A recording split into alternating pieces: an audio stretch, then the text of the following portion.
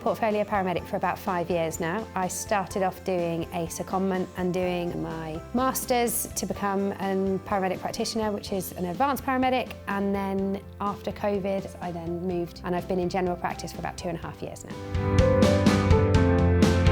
If I hadn't have done the secondment, I definitely would not be doing what I did now. I always thought I was quite happy doing my ambulance job, and then I took an opportunity to do a secondment between the Emergency Operations Control Centre, where the 999 calls come in, and the GP surgery, where we were doing home visits on behalf of the GPs, and the ambulance service we sort of rotated through.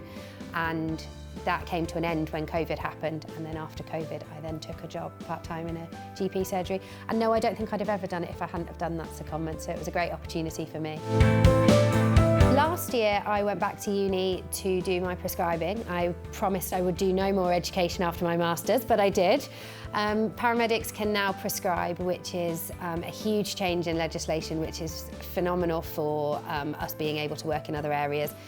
It was hard work. It was probably one of the hardest pieces of education I've done, but it's opened up so many doors for me to be able to make especially work within general practice so much easier. I can prescribe pretty much everything now other than controlled drugs, and that's just waiting on a legal change. But it does make my life a lot easier, and I can take that qualification with me elsewhere if I chose to go into other areas, go and work for out of hours or go and work in another specialist area. I can take that prescribing with me now.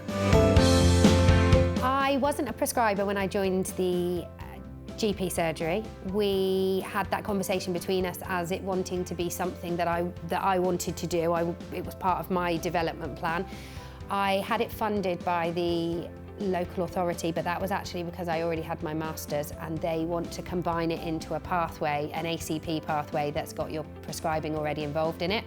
So for anybody who wants to become a prescriber that doesn't want to do their master's pathway, then it may be a case of having to get it funded by the surgery that you work in or by the local authority that you work for. But if you're going to do your prescribing, why not do your ACP pathway? It's definitely the way that the world is going.